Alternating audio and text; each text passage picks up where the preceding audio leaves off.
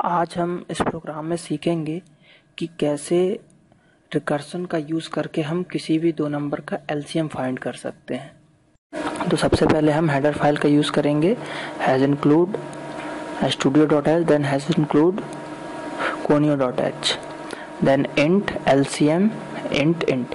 ये आप देख सकते हैं कि हमने एक एलसीएम नाम का फंक्शन का प्रोटोटाइप बना है जो कि इंटीजर टाइप का है और वो दो इंटीजर टाइप के वैल्यू को आर्गुमेंट में लेगा।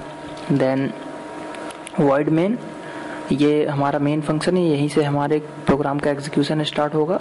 देन इंट ए कॉमा बी और रिजल्ट, ये हमने तीन वेरिएबल लिए हैं, एक ए है, बी है और रिजल्ट, और तीनों इंटीजर टाइप के हैं। देन CLR ये फंक्शन हमारे कंसोल जो आउटपुट स्क्रीन है उसको क्लियर करेगा। अगर कोई प्रीवियस प्रोग्राम का आउटपुट डेटा पहले से प्रिंट होगा तो उसको वो क्लियर करेगा। अगर हम इसका यूज़ नहीं करते हैं तो प्रीवियस प्रोग्राम का आउटपुट वो पहले से ही शो करेगा। Then printf enter two numbers, तो हम इसका स्कैनएफ करा रहे हैं। स्कैनएफ के थ्रू हम इनपुट ले रहे हैं यूज़र से %d एड्रेस ऑपरेटर ए कॉमा एड्रेस ऑपरेटर बी।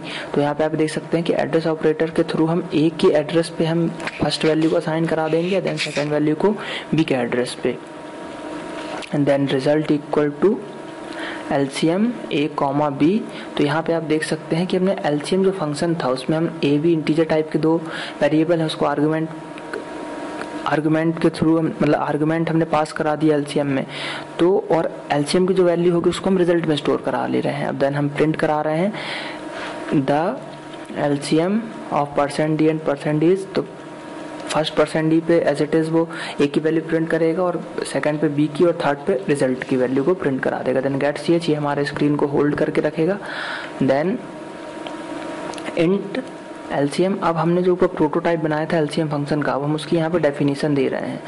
तो then static int common equal to 1, तो हम आप यहाँ देख सकते हैं कि स्टैटिक इंट और कॉमन इक्वल टू 1। तो हमने स्टैटिक इंट जो दिया है, तो स्टैटिक का मतलब है कि वो जो डायनेमिकली जो है सबसे पहले कॉमन जो वेरिएबल हमने बनाया है इंटीजर टाइप का, सबसे पहले उसको मेमोरी असाइन होगी और सबसे पहले वो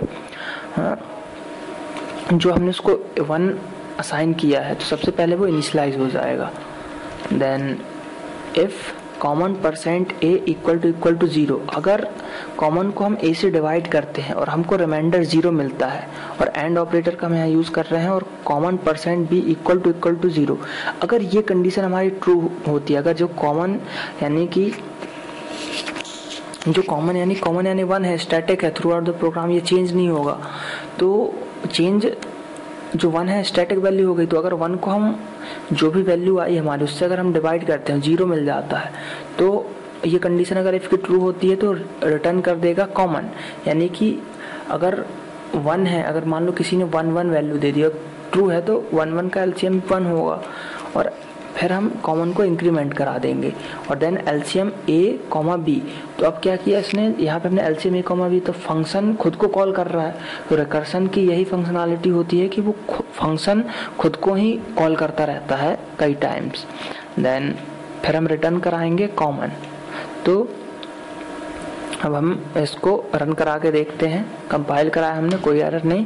देन हम इसको रन कराते हैं। अब हम 2 वैल्यू देते हैं, जैसे 4 और 6, तो 4 और 6 का आप एलसीएम देख सकते हैं कि 12 आ गया। जैसा कि हमने प्रिंटफ में लिखा था कि the LCM of %d and %d is %d, तो आप देख सकते हैं कि a की वैल्यू जो थी, तो फर्स्ट पे a की वैल्यू 4 प्रिंट किया, देन सेकंड पे 6 प्रिंट किया जो कि b की वैल्यू थी, और थर्ड पे जो रिजल्ट की वैल्यू थी, जो मतलब फंक्शन में जो हमारी वैल्यू आई उसको हमने रिजल्ट में स्टोर कराया था, तो यहाँ पे उसने रिजल्ट की वैल्यू को 12 प्रिंट करा दिया। तो इस प्रोग्राम के हेल्प से आप किसी भी दो नंबर का एलसीएम फाइंड कर सकते हैं।